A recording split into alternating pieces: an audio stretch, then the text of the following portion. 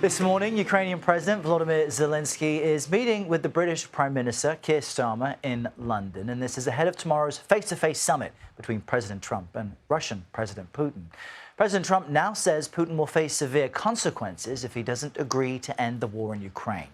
However, Trump has lowered expectations for the one-on-one, indicating there could be a second meeting with Zelenskyy if things go well on Friday. Listen.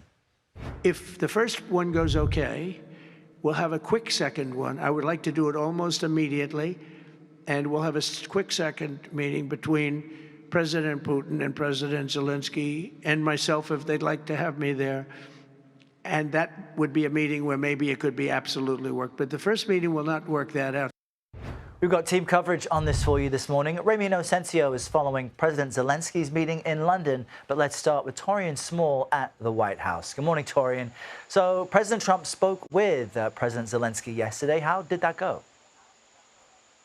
Yeah, so according to the president, he said that that conversation went well. It was at the request of Germany's chancellor, and he said that he would rank it a 10, but didn't go into details as to what was discussed. We know that he is heading into this conversation with Putin a little bit more optimistic. At least this is what he's telegraphing from these press conferences. But again, he's tempering expectations of what he expects to come out of that meeting, saying that, as we just heard in that clip, that if it goes well, he'll look to help facilitate a conversation between Putin and Ukrainian President Volodymyr Zelenskyy. And it's unclear if he would be included in that, in a trilateral meeting of sorts.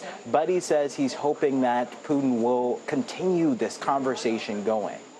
Now, the president, at the top of the show, we heard him mention severe consequences for Putin if a ceasefire isn't agreed to. But we've also heard the president mention this week a potential land swap between Russia and Ukraine. So what specifics are emerging? Yeah, so the president didn't, when pressed, say exactly what those consequences could look like. He was asked would that be in the form of sanctions or any other tariffs, and he said he'll wait until that's necessary. And this comes concurrently as Ukrainian leader Zelenskyy says that Putin is showing no signs of slowing down this conflict in Ukraine, saying that he has continued to bombard his country since these initial conversations about this summit has been going forward. So the president is saying that he has been frustrated by the fact that it appears that Putin is targeting civilians in Ukraine, and he says that he's been unsuccessful in preventing him from doing so. But again, he's threatening these consequences as it relates to territory. He says it appears that that might be the direction of the conversation moving forward, that there will have to be some sort of land swap, something that Ukrainian leader Zelenskyy said he is not necessarily a fan of, Errol. Yeah. All right, Taurean, thank you very much. CBS News foreign correspondent Ramy Inocencio is tracking developments for us from London. Good morning, Ramy. We just heard there that the Ukrainian president would absolutely resist any potential land swap. He's meeting the British Prime Minister in the capital this morning. Bring us up to speed on what's been happening there. Yeah, Errol, and you know, I got to say, if there is a place outside Ukraine that Volodymyr Zelenskyy might feel most supported, then the UK right here has been one of, if not the most dependable allies. So it really does make sense for him to come here as that clock ticks down to the Trump-Putin summit in Alaska. Now, we saw that very tight embrace, that handshake and that embrace from Keir Starmer to Zelenskyy outside 10 Downing Street. And this was a visual, if you will, purposeful show for the world of British solidarity for Ukraine. Starmer, arguably the leader closest and warmest to Trump on this side of the Atlantic, but he's also arguably closest to Zelenskyy, too. The two met for roughly an hour inside Downing Street.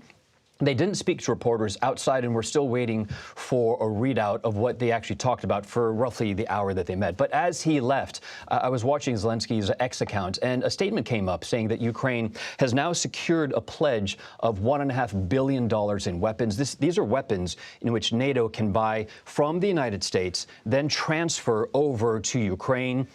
$500 million from the Netherlands, $500 million from Denmark, Norway, and Sweden, and $500 million from Germany. Also, in the past hour, a lot happening right now. The Kremlin released a program for tomorrow that we understand is going to happen. Program for the summit that U.S. and Russian delegations will talk over a working breakfast. But before that, Trump and Putin themselves will have that one-on-one meeting, accompanied with translators.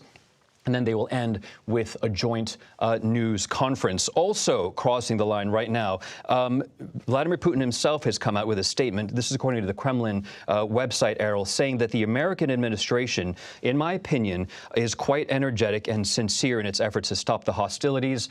So this is the first time that they will be meeting since 2019. It will be interesting, but it will also be very, very tense. Very interesting, with Ramy and Inocencio having the latest developments on this. Ramy, thank you very much.